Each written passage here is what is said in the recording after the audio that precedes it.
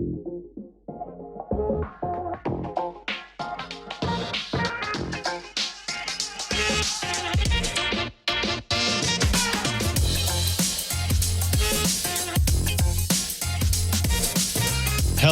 everyone. This is your host, Akil Jabbar, and welcome back to another episode of SaaS District.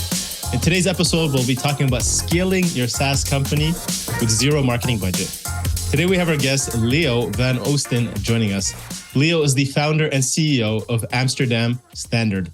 They are a technology partner who specializes in software development, IT staffing, and user interface design. And the company provides dedicated nearshore teams, UX interface design services, and agile software development for projects emphasizing agility. With over 2 decades of professional experience, Leo is a seasoned expert in scaling dev teams and sourcing top tech talent. So welcome, Leo. Super excited to have you on the show today. Thank you so much, Akil. Thank you for having me. Really honored. Thank you. So I'd love to hear a little bit about your background. You've been involved in this space for quite a bit of while in different places, from founder to investor to now working with several startups all around Europe. Can you share a bit about your background, your journey from a startup enthusiast to investing in, I believe, 16 different SaaS companies as well? Yeah, sure. So like I said, my name is Leo. I'm 43 years old right now. I started my company already 22 years ago. I did that as a graduate student. So the first thing I did was build this company. My first company was a platform company. Actually, it was one of the first ticket services here in Europe. That was a little bit too early, actually. So I learned a lot, but the people here in Europe were not ready for online payments yet. But it gave me all the knowledge, how hard it is to start a company, or how hard it is to build a platform. And back then it seemed easier and actually better to start an agency because the work was all there. My platform, my ticketing company was not generating enough income to live, and I was too lazy to find a job elsewhere. So I really wanted to make a living. So I just started the agency. And that was successful. I mean, it was really easy back then to get good projects, and I was about to hire a lot of people. And I did that. But after a couple of years, it became super boring, I would say, because as an agency owner, you really have to listen, to the demands of your client. You have to work within their budgets, and you're actually building their dreams. And I just wanted to build my own dreams. So what I did back then was just to continue the agency, but all the profit that we made, we invested that in startups because I had plenty of ideas myself. But as an agency owner, you're constantly being confronted with potential clients who actually, want you to participate in their project. And so that's what I did because I loved it. I loved the thrill of all those, adventures. And I kind of learned from the pros, from the VCs back then, what the strategy behind that should be. So if you build up your small portfolio, you need to accept that probably, if you participate maybe 10 times, if you take a stake 10 times, and probably one can become a real success, and 6, 7, they will go probably bankrupt or something less dramatic. And maybe 2 will be very average companies. So that's what we did. And actually in all those years, I was counting them actually a couple of weeks ago. I did such adventures for 22 times. And indeed, I think the metrics are all true, that 3 of them became a real big success, and the other ones, they just failed, which is awesome because for me, failing is the only way that I learn. So that's basically always kept continuing the business. This agency initially started as a project agency. We just built whatever clients wanted. But 12 years ago, we pivoted into indeed the team augmentation model. So right now we focus mostly on tech companies, scale-ups, startups who want to scale and need know-how and need people, but they just don't have the resources and they don't have this know-how. So we help them there, and we do that by building dedicated teams for them, and that's what we've done. And so that's basically our business model. And what I do there personally is just help the clients with my knowledge, because I failed so many times. at least 15 times. I can write a book about that, how, how bad it can get. So that's actually, how we started Amsterdam Standard. We showed that we have this expertise. We know how to build something, but we also know, how you should actually, scale your company. Yeah. Yeah, I mean, you've built a great track record over these couple of decades, these last 20 years or so. Now you also have success, but you also have failures. Say, okay, these are not going to work. Don't do it. And this is super valuable advice that people don't understand as much. But yeah, and what just to paint the picture for people listening in, at what stage are you typically coming in and able to really add value? Like, if I'm just starting off, do I have one customer? Do I have 10 customers? Am I at $1 million ARR? Like, what's the sweet spot you feel? Okay, we can come in, they've raised some capital, and like you can make a real impact and help them. Yeah, that's a good question. Usually we come in when there's indeed around 10 customers. So the client built something. They don't have the paper prototype anymore. They really have something. They invested something. And I really like to see that they really already, have some stake in their own game. They took time, they invested their money, and they built something that shows a little bit of traction. And for me, it's not about the traction. It's about that they have some real user validation, that they really understand that there is demand for this product. That is just where we can come in. And then usually we work for clients who, do not have the experience how to scale a platform. So if they do not have that on board, if there's like a team of founders where there's no technical co-founder, then it's really hard to make those next decisions. Because usually they started with hiring, let's say, one hacker or one agency that built something for them. But when it's successful, you need to start thinking, how will I scale right now? And that usually, the next decision that you have to make is you have to insource a team. You need to, you are a tech company. So a tech company just have tech people on the payroll, right? But that's really hard. What is the first step if you're like a non-technical founder? Because who will tell you if the CTO that you're about to hire is a great guy or is actually like a phony? So you need to have, let's say, a real partner next to you who can help you with that. So we can help with that. We help them, find the great people that they need to have. And we can only become successful if they have their technical leadership in place and if they know about their own product management. So they need to have like a proper product owner or a founder who knows everything about. And then when they have that, we can help them scale. But founders who come just with the idea and they didn't show the commitment that they're really up for it. That's always when I tell them, I would love to help you, but first just hack it, make sure that there are like a couple of users who are actually willing to use your product. Not necessarily pay for it. Paying for the product can come later, but make sure that there are some users who really appreciate your product. And then I think it's time to scale or start to think about scaling. Yeah. So, I help them from B to C, and I hope that they can come from A to B themselves. Makes sense. So you've worked, now you're with scaling your own company, right? Your own agency, Amsterdam Standard. You have, over 100-person team, which, is obviously very impressive for an agency. Can you share maybe some key strategies or maybe some of the biggest challenges you face, especially when, collaborating with startups, scale-ups, different sizes, and then also thinking about maybe a constraint within their, limited budget at that point, right? Where you described that, 10 customers, you don't have a huge budget, right? Unless you obviously raise the round. Yeah. Yeah. So I always tell them in any stage, always make sure that you have that product market fit.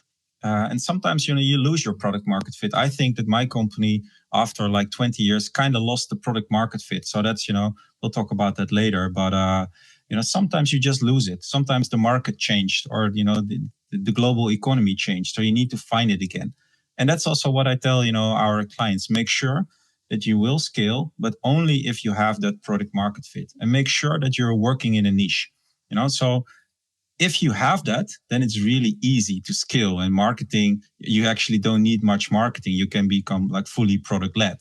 But if you don't have it, then you're going to burn so much money on marketing and sales, you will never earn that back. So, our advice is always just make sure that everything that you do is validated. So do proper user research, do your market research, don't think that you're alone. I still talk to a lot of founders who think, they come up with something new. And if we just do like a short, research, you see that they are not alone. So then, that doesn't mean that they cannot start this, but then make sure, that you find your niche, or that your story will be better, or that, that you pick like a specific region where you will be successful. Yeah. So, and I think, all those teams can only become extremely successful if they just start with the best possible people. So don't be cheap on that in the beginning. You can be cheap on your marketing, but make sure that you just have the best people on board who really know how to build a good product. And that's basically, the same thing that we did with our company. So we are a service company, and I invest in SaaS companies, but the same rules apply for our service company. If we only started thinking about scaling when we knew that we really had a product that worked, and when our clients just said, "This is amazing, I love it. This is like so much different than working with an agency." And only by then, we knew, now we finally have a relevant product. And now we slowly start scaling it a little bit. And then we also see that we almost have like zero churn. Because, this is like the most painful thing for SaaS companies, that you have like proper marketing, that your churn is too high, so it doesn't make sense. And that's the same thing here. So make sure that you have that product market fit, and make sure that if you think you have it now, it can change, by the end of the year, because maybe there's a new competitor, or maybe, something else changed. But make sure that you keep validating that you have that. And if you don't have it, do not invest anything in marketing or sales, because you will just lose there, right? It's just like throwing away your money. Yeah. Right.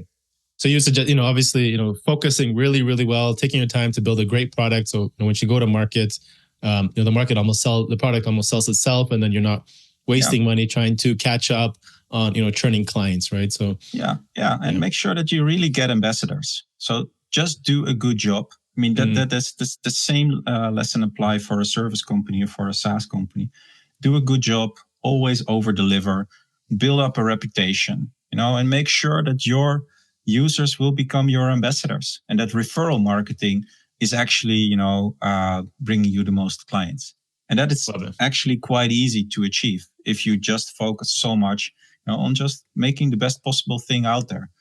That's also the most fun actually to do. Yeah, because then it's easy, because everybody loves your product, they're sharing it, they're talking about it, and you're like, okay, I've done. Exactly. Kind of validates the hard work you put in on your product. Yeah. So if I'm at the stage where I've got this product, I've got market fit, I've got my MVP, a few clients now I'm ready to really scale my new startup. There's different ways about going this, right? If you have a low budget marketing campaign, right? If I don't know what I'm doing, but I still want to scale my SaaS company, I know, like, for example, storytelling is important. Can you talk a little bit more about that, and what the perfect story is here that you're trying to put together and share with your audience, or etc.? Yeah, sure. I think only a couple of years ago I realized that most of the companies out there, they just suck at storytelling. It's crazy how bad it is usually, and you have to understand that most people, they only give you a couple seconds, to understand your product, understand your pitch, understand your website. They just browse through it, and like 5 seconds later, if they don't really understand it, if they do not see that thing is the solution, for their problem, they're out.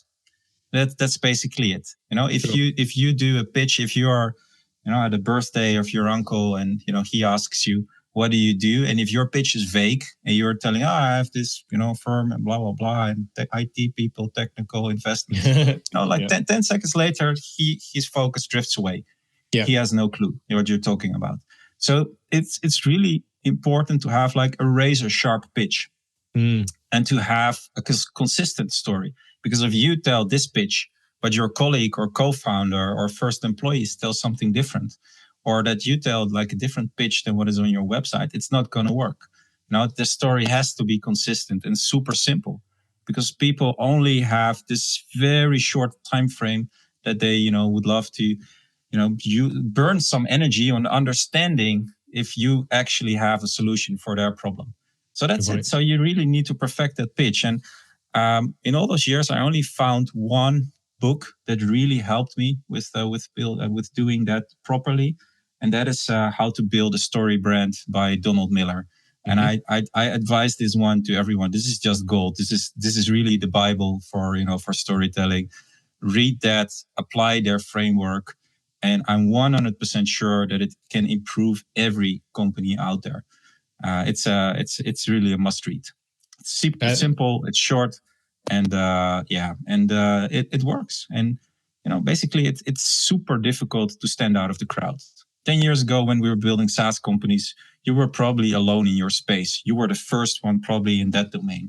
But if you go in there right now, there's 10, 15 local competitors. And you look, if you look on a worldwide scale, there's hundreds of companies probably, tackling the same problem as you are doing. So make sure that your pitch is so sharp. Just invest in that. And this will just help everything. It will help your website conversion. It will make you more proud. It will, you will just have a sharper pitch every time that you meet somebody out there. And they will just understand what your company does. And if, they can quickly decide if this is actually something for them. So yeah, that book is like a must read.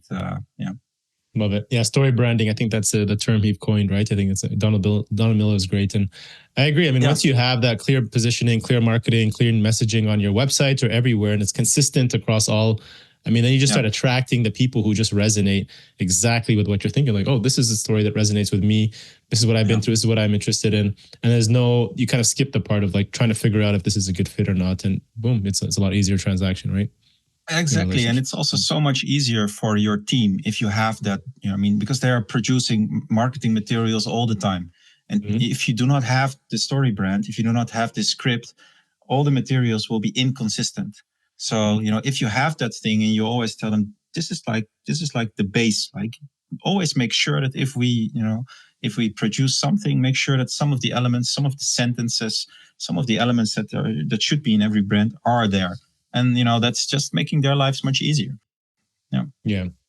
So if you're, working with zero budget, which, zero marketing spend, and then you're transitioning, I think you spent almost a decade where you spent almost zero. And then you end up allocating some of your revenue, I think 10% of your revenue in 2023. And what drove your change now? Say, okay, I'm ready to spend on marketing. And then where are you investing it yourself, or where do you think is important to spend on? Yeah. Well, for our agency, for our team augmentation company, a year and a half ago, we were actually a little bit bigger even. We reached 150 people. And I can say that, let's say the 10 years before that, they were just so easy for companies in our space. I mean, the clients were just knocking on the door. Please, give me developers, give me teams. And that actually makes you lazy as a company. So we didn't do any sales or marketing. I mean, of course, we were helpful to the people that walked in and wanted to do business with us, but we never thought about our proposition, about what are our values, what is what is out there. So we never had to do anything. And honestly, I talked to a lot of other agency owners. No one actually did. So no one was specialized. Everyone had a very generalist company. No one actually picked their niche. And no one had like a compelling story. The only thing that you put on your website were like the technologies and the frameworks that you were actually, like helping out with. And that was basically it. But our industry was hit quite hard actually because of, this crazy interest rate that went up like 2 years ago. Before that, money was free. So when the money was free, all the VCs, they pumped a lot of money in the market. And then, of course, the war in Ukraine started, which generated the energy crisis. Then, there was this global inflation and the interest went up just because, to cool off this inflation. And that is a very simple principle. And I'm happy to see, that inflation is pretty normal levels again. But that's what happened in the tech industry. And therefore, there's, I think a year ago, there was like 60% less investment in this whole industry, which just cooled off everything a lot. So there were layoffs, the growth was not there. And most of our clients, who are in some parts relying on funding, they just had to say, okay, for the next 2 years, we will probably not grow, or we'll just shrink with, let's say, 10 or 15%. And of course, some clients got into real trouble because they saw that the next round of funding was probably not going to happen. And that is Right. basically what just happened in our industry. So for the first time, we actually got people on the bench because, they were just canceled from projects. And then, immediately you have to just think, how will we actually get clients? And that's crazy. That's really like crazy that after all those years and having so many people, you realize I don't even have one salesperson in my company. I don't have a marketing team. We were super efficient, super lean, highly profitable, but never invested anything in that. So then, bam, you just need to make the decision. And we knew that this crisis would, probably last at least 2 years. And I think it will take 2 years. I think that by, the middle of this year, the interest will probably go down. The Fed will lower the interest. And then probably there will be some impulse to the VCs, that they will finally spend some more money, which will just, make a positive signal to our industry. But until that, it's really, hard to get clients. So we had to do that. We had to think, okay, so now we go all in and now we'll just reserve 10% of our revenue. So we build a big team of 7-8 people internally.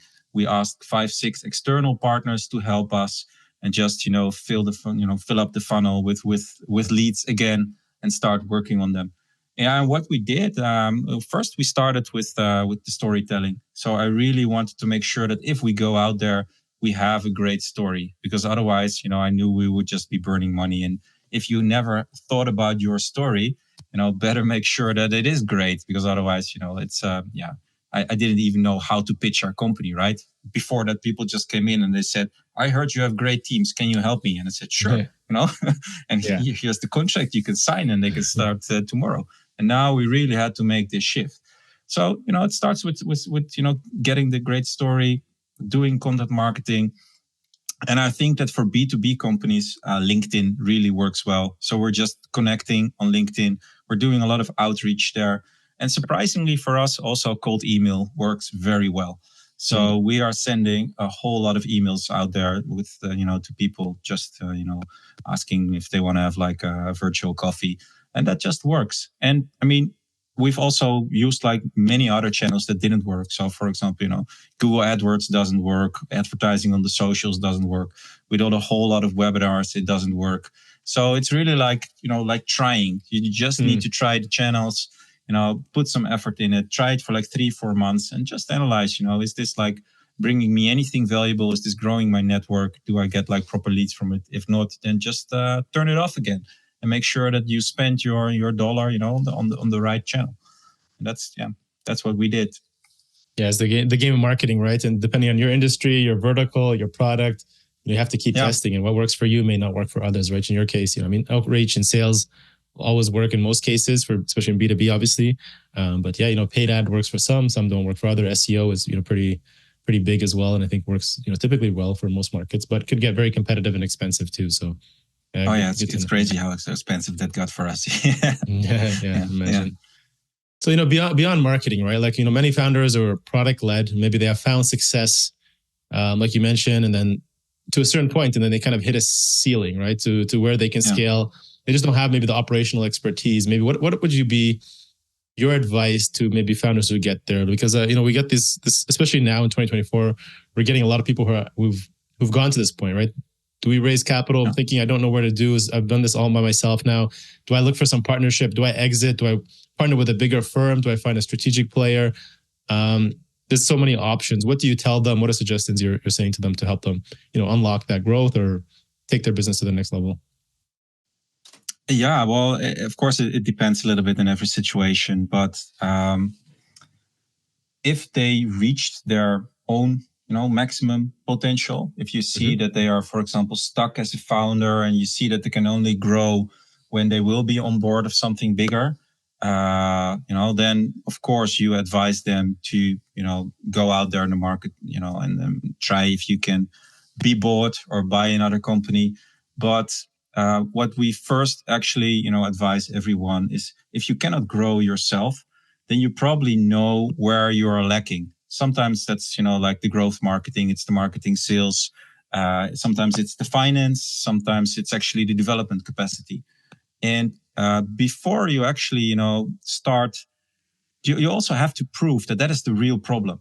So we always advise just go out there, find great experts, find partners, because, it's hiring people yourself is risky, it's slow, and you can make like a mistake there. If you work with a partner, for example, like a nice growth marketing agency that will help you to get the next 100 clients, just try them, try them. You spend money on it, be harsh on it, show what kind of goals you're after.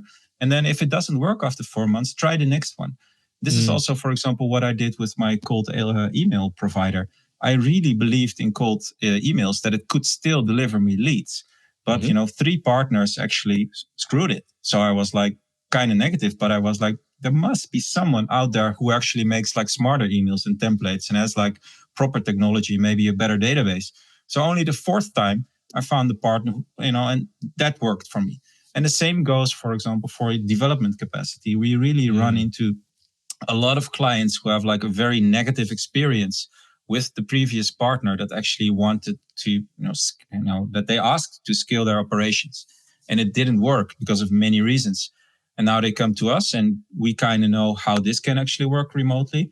So, then it works. But it's like also there, we really feel that awesome, just come to us, give us like a few months to show that we can actually make this work for you. And then, you can actually analyze, okay, so development capacity was my problem. A partner can fix it for me, which is great because, then I can still grow in the next months. Maybe it is a little bit more expensive than insourcing everything, but at least, I'm not standing still this moment. So I still have growth. And that actually works for like everything. Also for financing, also for if you need like fractional CFO, or like, like I already said, like some growth marketers, just try it. And then you are sure that that is your problem. And then start thinking about, okay, so how will I fix this problem in the long term? And if you think that, if you're really looking for like a partnership or that you need to be bought or that you have already done everything, sure, but probably there's always somebody out there, a professional partner that can help you. And I really believe that SaaS companies should always stay very lean and mean. So if you have like a lot of people on board, you will get slow, you will get more into like corporate culture, and you cannot adapt the next day. If you work with a partner, you can just say, sorry guys, but this is not working for us. So we'll be choosing another one, or we know that this channel is not working for us. And it just makes you like super agile and flexible as a SaaS company. And if you do that, then I guess, you will always find the real answer. And yeah. Yeah, I like the idea, right? I mean, a lot of founders maybe get stuck on the idea, right? They're like, okay, I'm kind of stuck. I need to continue building my product, but maybe I'm having struggling with hiring, right? So I've got to build this product, I've got to deliver it. But just finding the right talent could take a month or two, sourcing them, scrubbing. You don't want to bring on the wrong person. Whereas you go to an agency, you guys have spent years kind of putting together an A-team talent who've done this experience, and boom, you're off. It might be a little bit more, but that month or two, let's say 2 months it takes to hire, you're getting stuff done. Things are moving, and time is money. 2 months, you could, with that 2 months, your runway, you have cash, you got cash to make up for and take for. So that's a great option to explore, right? Like working with the partners who already have that, who've put that together and can get you a solution, a lot more instantly, right? Yeah. And time is really money, because the market is so, SaaS, the SaaS market is so competitive. It's all about market share. You have to become the biggest. And your competition is not waiting for you. So this is really like, for all of them actually. Yeah. So last question for you, Leo, which is about, you have this system called the solid scaling system. And we're talking about scaling your SaaS company. Can you just maybe briefly talk about that before we shift towards the kind of more personal rapid fire questions of the show? Yeah, sure. Well, this system is mostly about scaling your developer team. So this is my expertise. I know a lot about SaaS companies, but we specifically help them with scaling the product team, the developer teams. And we know, and from my experience, I fucked it up so many times myself. It's so hard to have a remote development team somewhere else. Mostly because there is no connection. That team doesn't know what you as a founder are really after. They don't see the context. They don't see, what kind of dynamics are in there in your office, how it's going, what is the stress level, what you are really after. They only usually get briefed, okay, build this task, right? Build this product. And it's like, it's like the briefing is usually pretty poor. So what we really do is we build the connections. We put the people together. We get the teams to the office of the client. We make sure that they get the proper onboarding, that they go out for a dinner, that they have beers, that they laugh, that they actually have that connection before they really start building. So we invest a lot of time in really understanding. We are digging into the code of the client. We're digging into their product development culture. We want to know everything before we put our people there. And then we advise them, like what is the best way to build software. Maybe they have already like a proven way, but we have seen over 100 clients in the last years, scaling their companies. So we kind of know, what kind of best practices work. So that's what we first, bring to the clients, all the knowledge, and we make sure that the connection is there. And then we start scaling. And that is indeed what we put in our solid scaling system. So everything to prevent that all the traditional offshoring mistakes are being made. And that kind of works. And it's not like a one-time thing, but, we keep doing these things. So every 2-3 months, we put the people together. We make sure, that they keep, bonding, that they grow this relation. And only then, we can be successful remotely. Yeah. That makes sense. I mean, you have to build the culture, the relationship, the understanding, and how the other person works until you get to a point now where, okay, you feel comfortable, because a lot of things could go wrong in those few months. And if you don't have a really good, system to keep things on track and the right things are shared and discussed, I guess then a lot of things could go wrong. So that's awesome that you guys do that. Love it, Leo. So you ready to shift and back on the personal rapid fire questions? Sure. Yeah. Hit me. Okay. That's good. So Leo, what's one activity you enjoy outside of work that gets you into a flow state? Oh, well, probably too many, but if I can only mention one, then probably cooking. Cooking.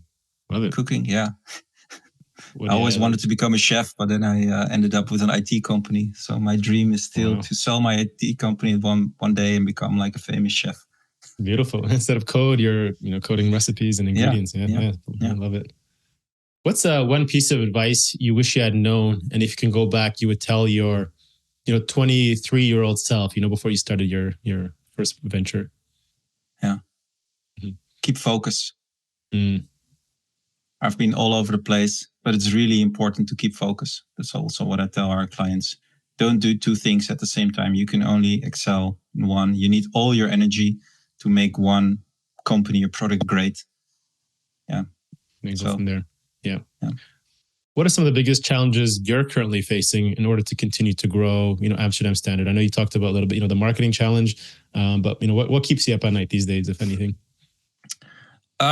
Well, we really come from a market where people are spoiled. I mean, our developers, they got offers from all over the world, actually. Yeah. And now the market cooled off indeed. So now it's really, time to motivate them again to really find and bring purpose. Purpose is often missing in many IT companies, startups, scale-ups. And purpose is really needed. I mean, we have a lot of people who are on board for like longer than 10 years. And they also ask the question, why would I stay here the next 10 years? What do you have in mind for me? And what can I leave to this world? Yeah. So that is a challenge. Yeah. Who or what are some of the best 3 resources? It can be books, mentors, or people you follow in the space who you'd say have been most instrumental to your success over the last few years. I know you mentioned, Donald Miller and story branding on one. And any others you can share? Well, for my main mentor was always my father. He still is. He has always helped me with my finance. He made me financially responsible. And I really believe that, proper finance is the basics for a good company. So, don't make too many debts. Don't burn your money if you don't have product market fit, etc. So make sure you have a financial mentor. You cannot steal or borrow my father. But for me, my father was extremely important. I'm still inspired by Elon Musk, although he's completely not having focus. He's all over the place. I really like, how this guy is just challenging everything and he's thinking out of the box so much. So that's a huge inspiration for me. I'm not sure if I'm a fan of him personally, but his ideas and his companies are just, like mind blowing. It's crazy how much somebody can achieve, in one life. Yeah. And I'm actually also, I start to become a fan, and I'm being inspired by Bill Gates. I follow his newsletter. I'm not sure if I was a fan of him, when he was still running Microsoft.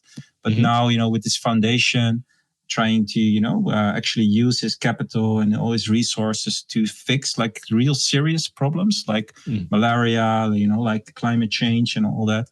For me, it's like a huge inspiration to follow that. His newsletter is great. I'm not sure if he has a ghostwriter or he writes it himself, but those stories are very inspirational for me. Yeah. Yeah. And of course, Donald Miller, you already mentioned that, but you just have to read that book. Yeah. For sure. Absolutely. Amazing entrepreneurs in the world too.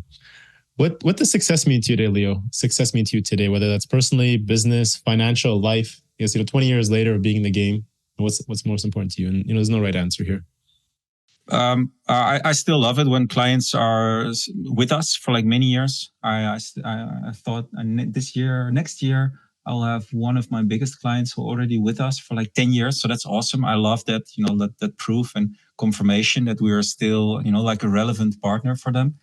I also really love it when, a lot of people reach their 10-year anniversary in our company this year. So the fact that we just make people happy and that we have this like safe and vibrant workspace for them, that's just the motivation every day.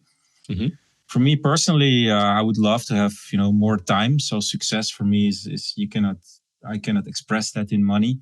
Of course, it's great not to care too much about money, but if money can buy me more time, then I guess that is very successful. If I can, finally choose a little bit more for myself, and of course, time with my kids, that's like precious. And they're small, they're growing up quickly. So the more time I can spend with them, the happier I actually am. Yeah, love it. Absolutely, that's the dream life, Leo. Leo, this has been great. Love what you shared, and I'm sure a lot of our audience are got a lot of good intakes from this. Where can founders or anyone listening get in touch with you, learn more about you as well as your company, Amsterdam Standard? Yeah, so just contact me via our website, www.amsterdamstandard.com, or email me at leopold@amsterdamstandard.com, or find me on LinkedIn, Leopold van Oosten. Oosten. Yeah. So hard to pronounce, but I'm easy to reach. Okay, awesome. We'll add all three of those links, your LinkedIn, your website, and your email on our show notes as well. So if you guys want to make sure to check out, make sure to say hi to Leo. And thanks again for your time today. Appreciate it. Thank you so much. It was really great to be here. Fun conversation. And thanks. I'm a fan of your podcast. I was really honored to be here. Thank you so much, Akil. Thank you. Thank you. Thank you all for watching this episode and joining SaaS District today. Don't forget to like, subscribe, and hit the bell for future episodes where we interview top leaders in the SaaS industry. If you're a SaaS company looking to grow and unlock the true value of your business, get in touch with us at Horizon Capital, and myself or one of our consultants will provide a free assessment to help you get there and hit your goals. If you have any feedback or suggestions for this podcast, please comment down below and help us improve our content for you all.